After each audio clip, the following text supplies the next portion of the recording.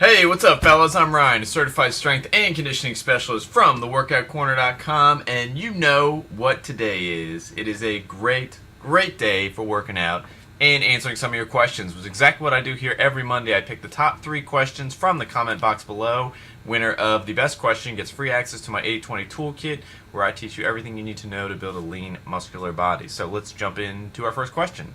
First question, Joe McCullough says, "Hey Ryan, love the channel. Was just wondering, what's your opinion on bulking and cutting? Do you use this technique or do you try to stay lean continuously? Also, what are the pros and cons of bulking and then cutting? Thanks in advance, Joe McCullough."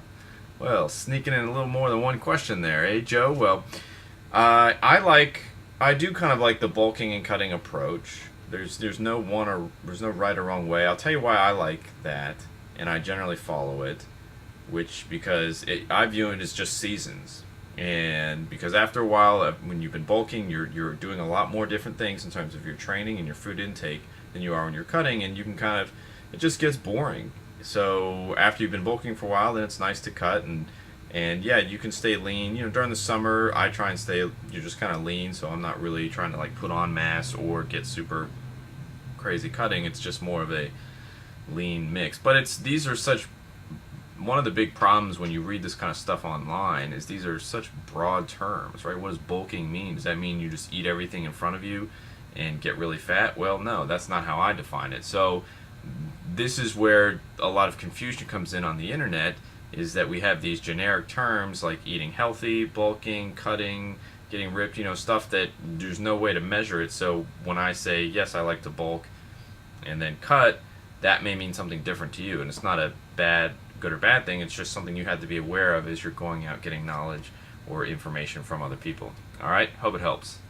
Sir Christopher 83 says, "Hey Ryan, been following your sound advice videos for a few months now. I travel often for work, usually home no more than 3 days at a time. Because of my schedule, I haven't joined a gym.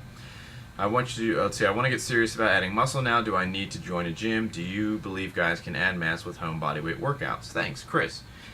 Well, you certainly don't have to join a gym. Is it more advantageous for you to join a gym? I would say yes.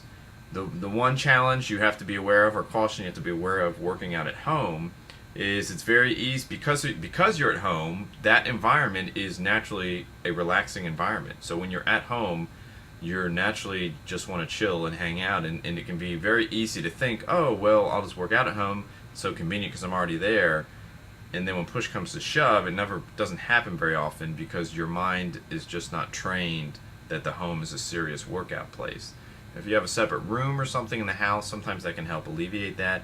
But going to a gym can help prevent that from happening. But also, it does give you exercise equipment that can help you put on mass probably faster than just doing home bodyweight exercises.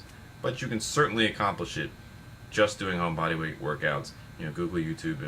Or search on YouTube. There's a whole bunch that you can find, and at least get you started there. Alright, hope it helps. Nil 543210 says, "Hey Ryan, love your videos, man. I've started your arm workout program, but I'm just curious. There ain't any forearm exercises in the program.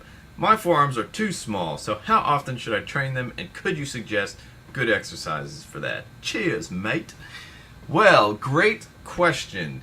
And this is a good example of you don't have to train directly every muscle in order for it to grow, especially small muscles, like forearms and not your primary movers.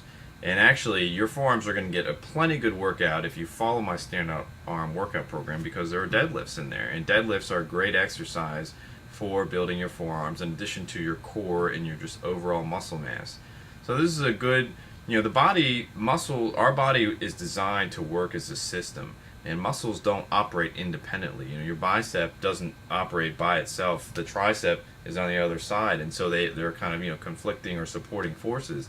And that's true of all your muscles. So just because you don't train one directly doesn't mean it's not getting trained in your workouts if you're doing compound exercises. And that's why you've seen, if you're watching these videos, you've seen me talk about how important compound exercises are, and if you had to pick one, you should be doing just compound exercises and drop all the isolation exercises. Alright, hope that helps. Alright, fellas, that'll do it for another episode of Mind Food Monday. Go ahead and put your questions in the comment box next week, and we'll get to those. Joe, my man, you are the winner this week. Thanks for your question. Go ahead and put a comment in the comment box below so I know you saw this episode. I'll get you hooked up with my 80-20 toolkit. Everybody else, have a good week. Lift hard. I'll see you next Monday.